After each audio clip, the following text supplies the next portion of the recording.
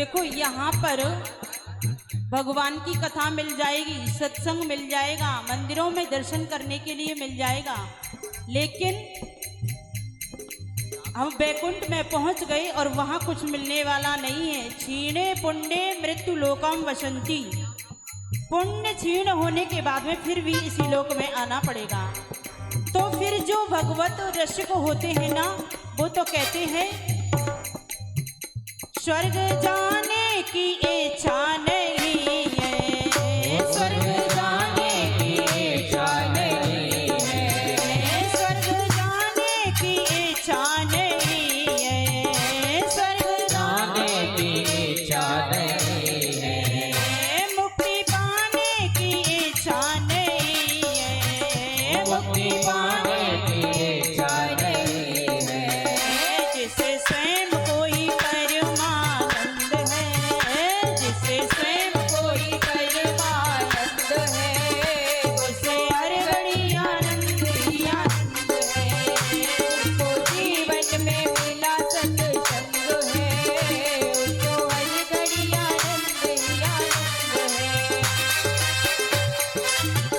हरि बोल, एक बार ऊपर हाथ करके।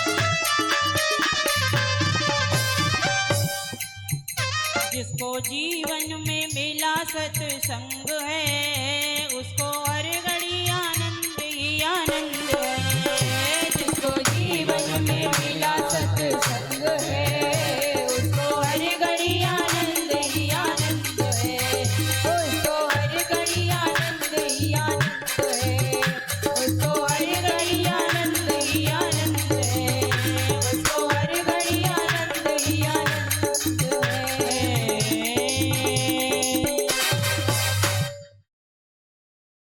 जिसको वास्तव में सत्संग मिल जाए तो जीवन में कभी ना दुखी होता है, ना कभी सुखी होता है, एक रस रहता है मस्त। परीक्षित जी महाराज को तो भगवान का सानिध्य प्राप्त रहा। पांडव सुंदर सायंकाल का समय होता तो सभी पांडव बैठ करके और बच्चों को सुंदर शिक्षा देते थे। संस्कार ऐसे जब बच्चों को मिलते हैं ना, तो फिर वो गलत रास्ते पर नहीं जा सकते।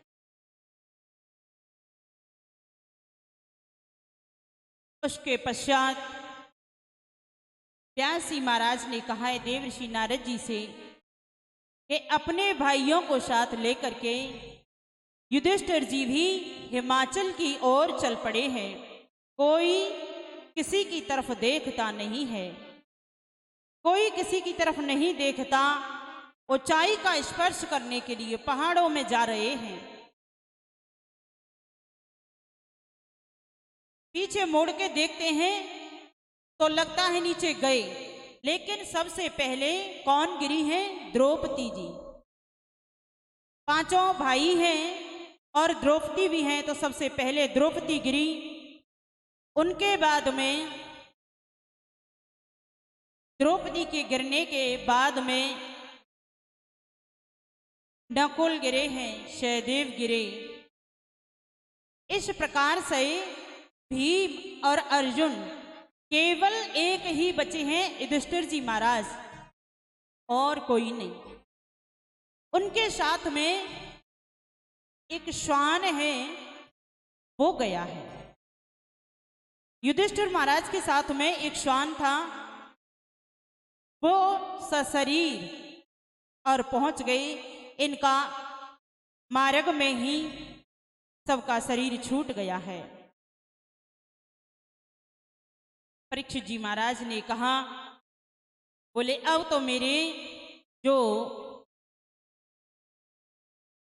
ताऊ चाचा थे वो भी मुझे छोड़ करके चले गए, मेरे अकेले पे सारा भार है, लेकिन उनकी कृपा, उनका आशीर्वाद मेरे हमेशा साथ है। वो नहीं है शरीर से तो क्या है, लेकिन फिर भी मुझे सूक्ष्म जगत में उनका दर्शन होता रहता है। वो मेरा पग पग पर आकर के मार्गदर्शन करते रहेंगे। इस प्रकार से श्री परीक्षित जी महाराज अपने आप को सांत्वना दे रहे हैं। कहते हैं ना, जब विषम परिस्थितियों में अपने आप को संभाल ले, वो उस समय जो बचपन का ज्ञान होता है, बचपन का उपदेश होता है, जो सत्संग उनको मिला होता है, वो समय याद आता है।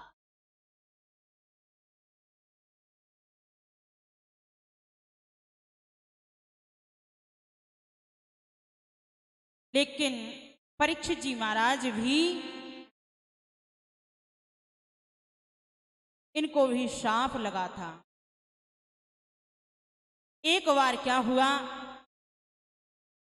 कि परीक्षित जी महाराज गए हैं कहाँ, जंगल में शिकार खेलने के लिए।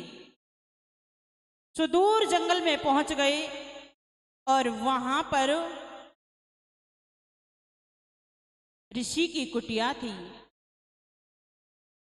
उस ऋषि की कुटिया के पास में पहुंचे तो गर्मी का समय था। क्षुधत्रसतो वृषाम, क्षुधा यानी मुझे प्यास लगी है, क्षुधा यानी भूख, तृषा यानी प्यास, मुझे भूख और प्यास लगी है। ये संत की कुटिया है और यहां जाकर के, वो संत कौन थे? समीक ऋषि। समीक ऋषि की कुटिया के समीप पहुंच करके उनको भूख प्यास लगने लगी।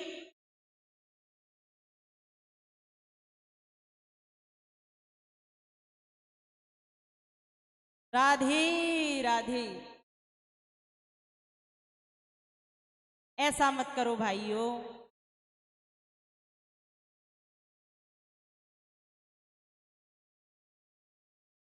थोड़ी देर के लिए तो रुक जाया करो।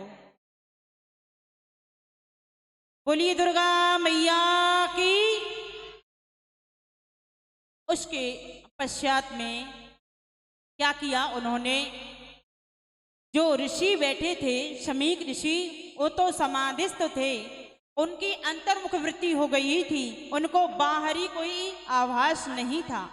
वो सोचने लगे परीक्षित जी महाराज के देखो कैसा ढोंग बना करके बैठे हैं और मुझे देख करके आंख बंद कर ली है। अरे महात्मा, मुझे भूख लगी है, प्यास लगी है, कुछ खाने की पीने की व्यवस्था करो। लेकिन वहां कुछ भी असर नहीं हुआ। तो क्या काम किया, वहीं पर पड़ा था एक सर्फ। पहली बात तो यह है कि सर्फ संत की कुटिया में आया कहां से? सर्फ पड़ा था और उसी को उठा करके अपने बाण की नोक से और ऋषि के गले में डाल करके राजा परीक्षित वहां से आगे बढ़ गए। पहला प्रश्न तो यही है कि संत की कुटिया में सर्फ आया कहां से? और ये भी है कि जंगल में कुटिया थी तो ये तो जीव जंतु हैं, घूमते रहते हैं, कहीं से आ गया होगा। लेकिन वो भगा क्यों नहीं? भाग भी तो सकता, सर्प तो एक दूसरे को आवाज से ही भागता है, तो वो यूं ही क्यों पड़ा रहा? और जो परीक्षित जी ने किया, ये कोई अच्छा काम किया? मरा था या जीवित था, कैसा भी था, लेकिन गले में डालने की क्या आवश्यकता थी इनको? लेकिन कहते हैं ना कि जिस समय समय बुरा आता है तो सब कुछ करवा देता है। विनाश काले विपरीत बुद्धि। जो सर्प था वो साक्षात काल ही का रूप था, जो सर्प बन करके पड़ा था। ये जो समीक ऋषि थे उनके शिष्य थे और उन्होंने सुना कि हमारे गुरुदेव के गले में राजा परीक्षित ने मरा हुआ सर्प गले में डाल दिया और वहां से चले गए। तो गंडकी नदी में स्नान कर रहे थे और उन्होंने उसी में से जल लिया और जल हाथ में लेकर के उनको शाप दे डाला। उनको शाप दिया, कहा कि इस सर्प को मेरे पिताजी के गले में डाल के गए हैं, इसी के डसने से राजा परीक्षित की 7वें दिन मृत्यु हो जाएगी, ऐसा शाप दिया था। कौशिक्या उपस्पृश्य बाघ वज्र विसर्जः इत लंघित मर्यादाम सप्तमा तक्ष में हली। ऐसा कहा, अपने बाणी रूपी वज्र को चला दिया और जो राजा परीक्षित थे वहां से आगे के लिए बढ़ गए। जैसे ही, क्योंकि उनका जो मुकुट था उसका प्रभाव था, जरासंध का मुकुट था, उसको उतारा और एकदम दिमाग में आया, अरे मैंने तो बहुत बड़ा अनर्थ कर दिया, मैंने एक ऋषि के गले में मरा हुआ सर्प डाल दिया, ये मुझे नहीं करना चाहिए था, लेकिन अब क्या करूं, अब तो कुछ करना चाहिए। इधर में जो समीक ऋषि के शिष्य थे उन्होंने जाकर के सूचना दी राजा परीक्षित के यहाँ, बोले आज से 7वें दिन राजा परीक्षित की तक्षक सर्प के डसने से और मृत्यु हो जाएगी। राजा परीक्षित ने कहा, बोले 7 दिन तो मेरे लिए बहुत है, मैं 7 घंटे 7 मिनट 7 सेकंड भी नहीं इस शरीर को रखना चाहता, जिस शरीर से एक संत का अपमान हो गया है।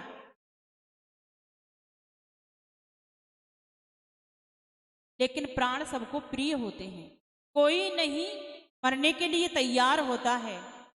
परीक्षित जी महाराज ने महात्माओं को बुलाया, गुरुजनों को बुलाया और सबसे परामर्श किया कि गुरुदेव कोई ऐसी युक्ति बताओ जिससे मुझे उस तक्षक सर्प के डसने से मैं बच सकूं, क्योंकि सर्प के काटने से अधोगति होती है, मैं नहीं चाहता कि मेरी अधोगति हो। कुछ संतों ने आकर के परामर्श किया कि आप ऐसा करो, अंतरिक्ष में अपने लिए एक भवन बनवाओ और उसमें आप रहो, तो जब कहीं से कोई जगह नहीं होगी घुसने के लिए तो तक्षक आएगा कहां से। 7 मंजिल का उन्होंने अंतरिक्ष में कांच का महल बनवाया और उसमें वो रहने लगे,